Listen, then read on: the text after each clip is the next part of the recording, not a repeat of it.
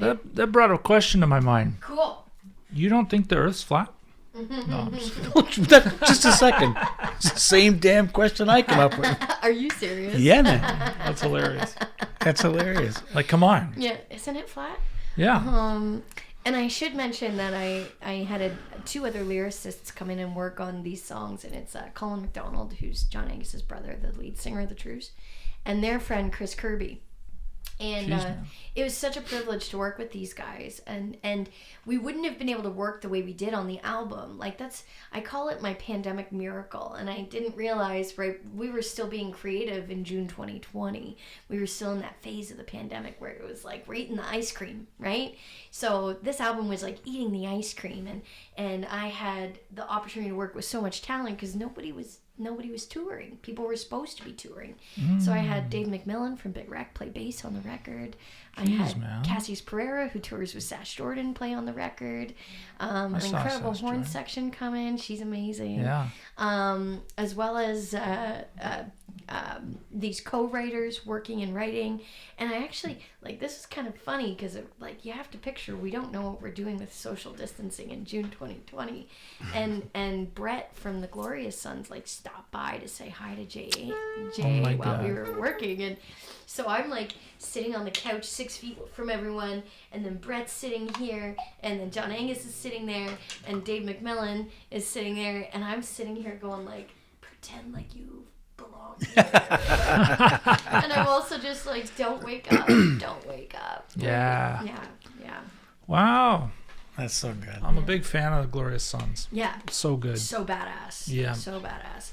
Well, and the funny thing about this song in particular, after it being written, is like, I can think of multiple times during the pandemic where, yeah, my mental health slipped and my mindset got a little fucked, and, you know, it's like, how do you get out of it? I remember playing this song at one point thinking, were the guys secretly telling me, right? Like, in the writing session, like, were these lyrics really meant for me? And did we end up writing this song where it was like, Bernadette, you just got to get out of your own way? Like, I actually felt like the song was meant for me to hear. Well, that's interesting. Okay. Yeah. Oh, that's cool. How often do we get entitled or proud of an idea? Or for me, I would say I've been extremely humbled by the pandemic showing me that, like, things really don't always work out the way you envision.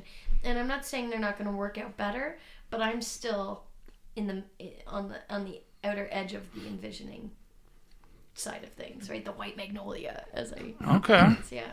Interesting. Yeah. Speaking of pandemic, now we're in a bit of a new pandemic, a different one. Oh, shut up. Yeah, you didn't notice? It's all made of tech. Oh, okay. It's AI. Okay. What do you think? Well, yeah. What are your thoughts? Okay. How do you feel? Is it okay. freaking you out?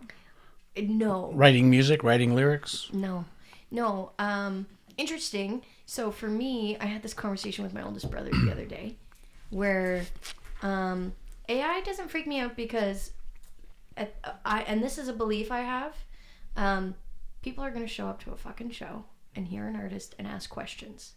And when people ask me questions about my songs or about my music, it has to come from a totally genuine place. So for me, I'm not going to use ChatGPT to write a song necessarily. However, how helpful has it been for me, the artist, to write a business plan so it just cleans up my ideas and organizes it?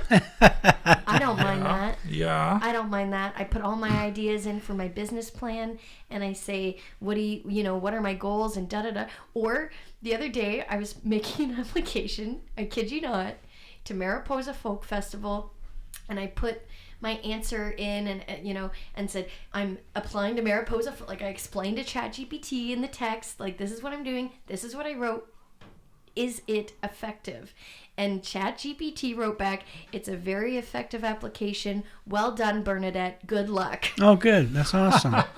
So I get words of encouragement from ChatGPT, and I'm okay with it. A friend of mine and I were talking about ChatGPT, I guess, or whatever, and he had not heard of it. Mm-hmm. I just learned about it. Well, he writes reports apparently at least every day. Oh, yeah. And so I showed him, and he had it write his report. And his boss asked him who wrote it. like because you can tell, right?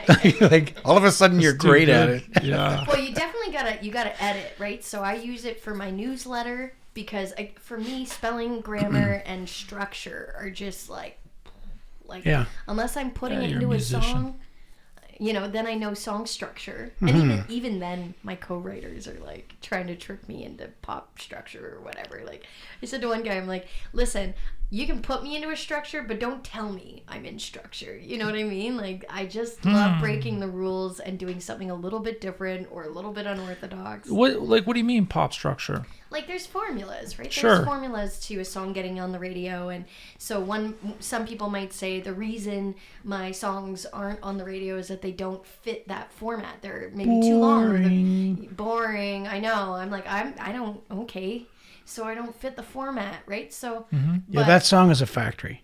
That's all it is. It comes. It's a it's an assembly line. Yeah. So I would say AI is available for writing songs for people who already are using writers to come up with. So writers who write those formula songs might be out of a job, maybe.